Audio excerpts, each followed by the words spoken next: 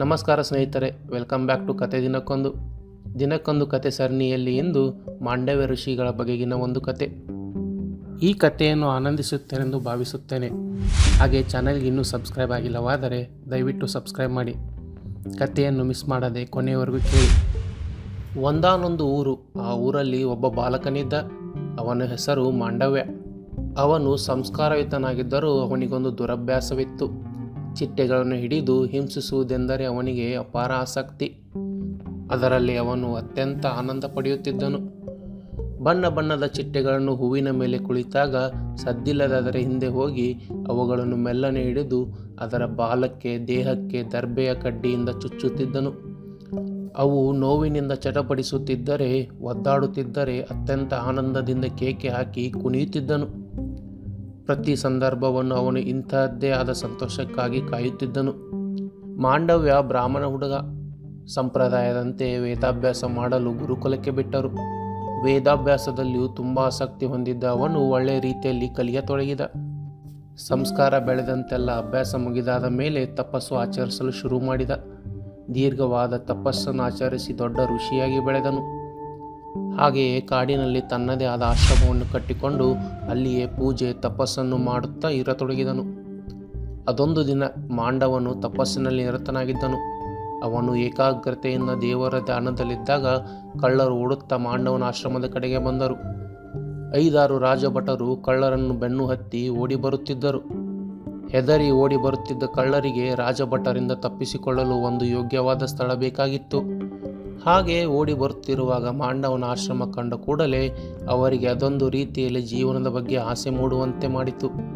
ಎಲ್ಲರೂ ಆಶ್ರಮವನ್ನು ಪ್ರವೇಶಿಸಿದರು. ತಾವು ಕದ್ದು ತಂದ ನಾಣ್ಯಾದಿಗಳನ್ನು ಅಲ್ಲಿ ಅಡಗಿಸಿಟ್ಟು ತಾವು ಅಲ್ಲಿಯೇ ಅವಿತುಕೊಂಡರು. ರಾಜಭಟರು ಕಳ್ಳರನ್ನು ಹುಡುಕುತ್ತಾ ಆಶ್ರಮದ ಕಡೆಗೆ ಬಂದರು. ಆಶ್ರಮದ ಪ್ರವೇಶ ದ್ವಾರದಲ್ಲಿಯೇ ಮಾಂಡವ್ಯ ಋಷಿಯು ಜ್ಞಾನಾಸಕ್ತನಾಗಿ ಕುಳಿತಿದ್ದ. ಮಾಂಡವ್ಯನನ್ನು ಕಂಡ ಅವರು ಸಹಜವಾಗಿಯೇ, ಮುನಿಗಳೇ, ಕಳ್ಳರು ಯಾವ ಕಡೆ ಹೋದರೆಂಬುದೇನಾದರೂ ಬಲ್ಲಿರಾ ಎಂದು ಕೇಳಿದರು. ಧ್ಯಾನಾಸಕ್ತನಾಗಿದ್ದ ಮಾಂಡವ್ಯ ಅವರ ಪ್ರಶ್ನೆಗೆ ಉತ್ತರಿಸಲಿಲ್ಲ. ರಾಜಭಟರು, ಈ ಋಷಿಯೇ ಕಳ್ಳರ ಗುರುವಿರಬೇಕು, ಈ ರೀತಿ ವೇಷ ಬದಲಿಸಿಕೊಂಡು ಕುಳಿತಿರಬಹುದೆಂದು ನಿರ್ಧರಿಸಿ ಆಶ್ರಮದ ಒಳಹೊಕ್ಕು ನೋಡಿದಾಗ ಅಲ್ಲಿ ಕಳ್ಳರು ಕದ್ದ ವಸ್ತುಗಳ ಸಮೇತ ಸಿಕ್ಕಿಬಿದ್ದರು. ಮಾಂಡವ್ಯ ಋಷಿ ಕಳ್ಳರ ಗುರು ಎಂದು ನಂಬಲು ಅವರಿಗೆ ಬಲವಾದ ಸಾಕ್ಷಿ ಸಿಕ್ಕಂತಾಯಿತು. ರಾಜಭಟರು ಸಿಟ್ಟಿನಿಂದ ಕಳ್ಳರೊಂದಿಗೆ ಋಷಿಯ ಕೈಕಾಲು ಕಟ್ಟಿ ರಾಜನ ಬಳಿ ಎಳೆತಂದರು. ರಾಜನ ಎದುರಿನಲ್ಲಿ ನಡೆದುದೆಲ್ಲವನ್ನು ತಿಳಿಸಿದರು. ರಾಜನು ಮಾಂಡವ್ಯನನ್ನು ವಿಧವಾಗಿ ವಿಚಾರಿಸಿದನು.